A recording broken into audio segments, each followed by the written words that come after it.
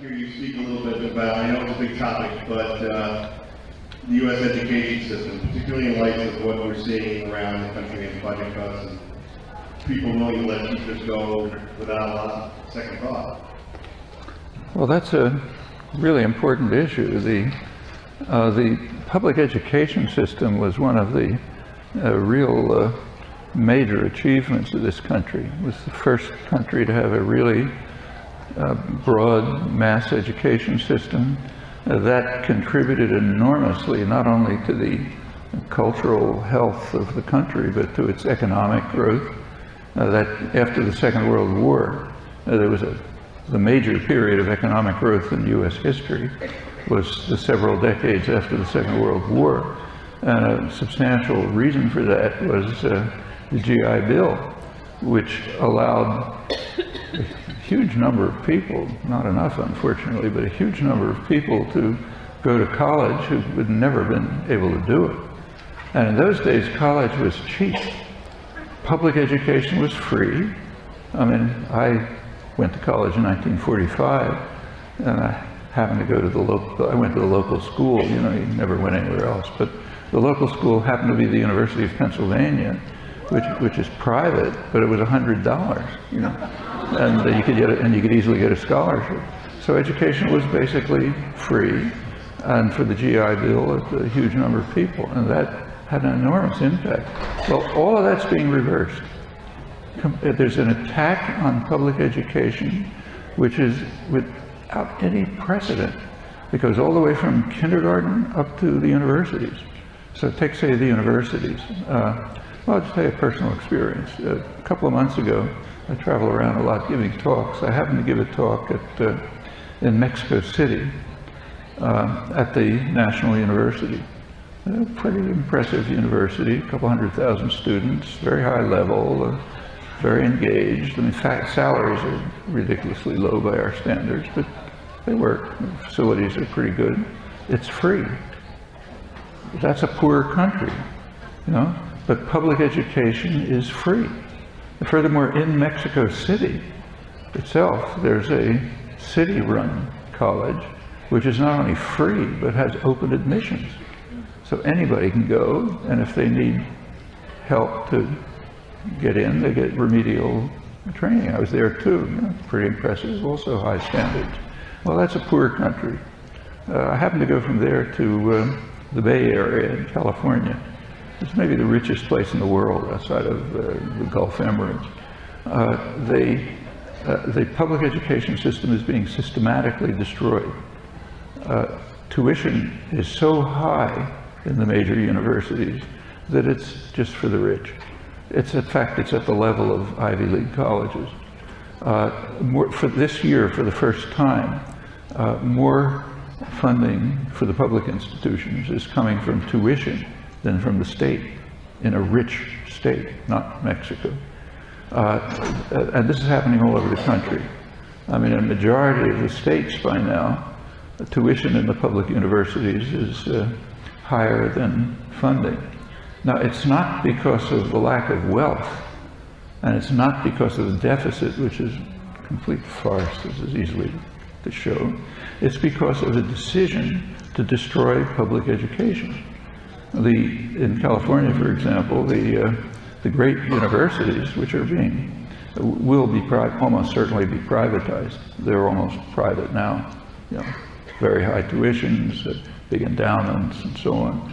And that means the rest of the system, it gets kind of lowered to low-level technical training.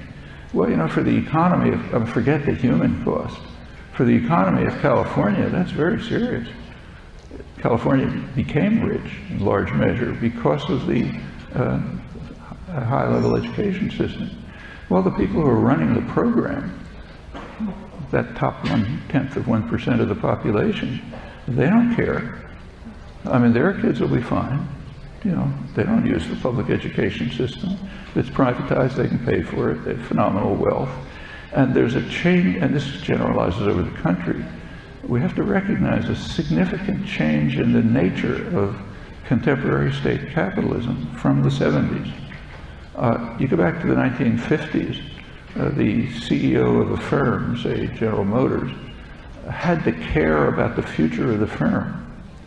They had to have brand loyalty, the firm had to persist and so on. So they tried to build it so it would persist. That's not true anymore.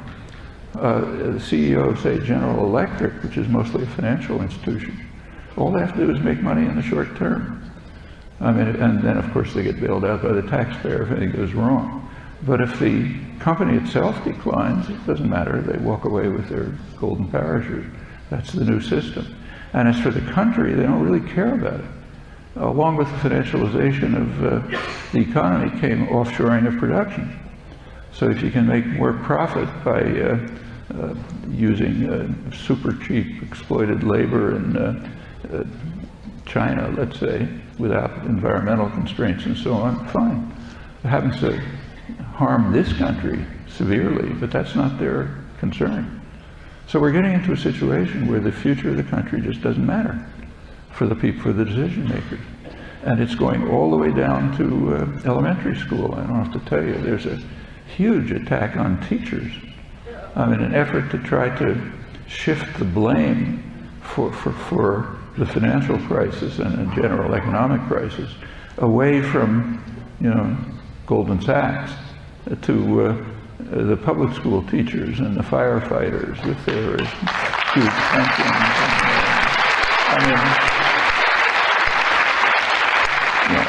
It's so ludicrous, you can hardly believe that they're getting away with it.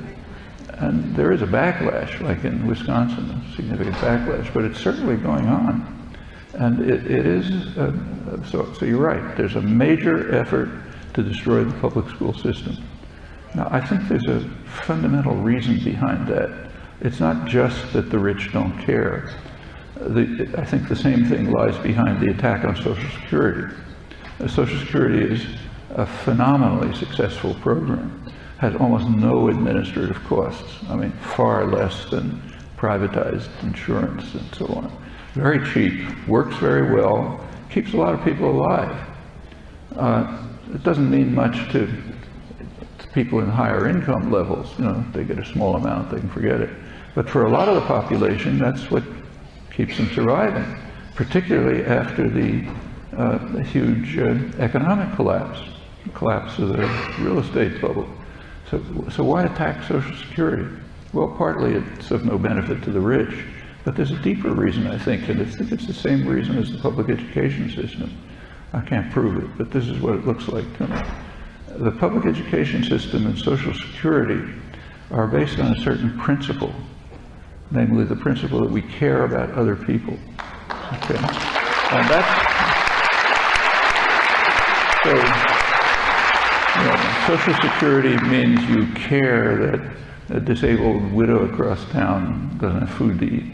Or let's say I don't have kids in school, but I'm happy to pay school taxes because I care that the kid across the street can go to school.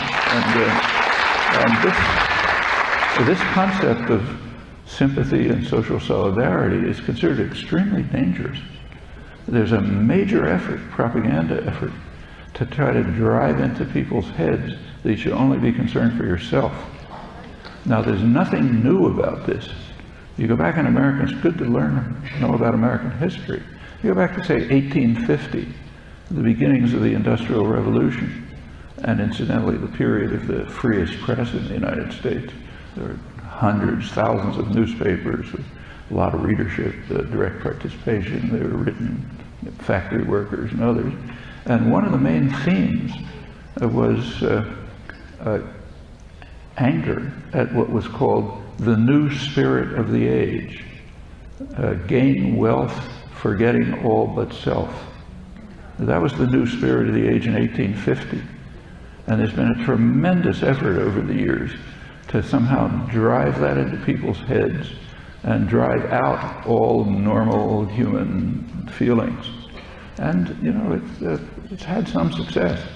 And I think you see it in the willingness of parts of the population, at least, to try to kill the elements of the society and the culture that are based on care and concern for other people, and to try to turn people into crazed maniacs who care about nothing but themselves. Well, that's pretty dangerous. Again, if it was happening in some small country, it'd be a shame. But when it's happening in the richest, most powerful country in history, it's very dangerous.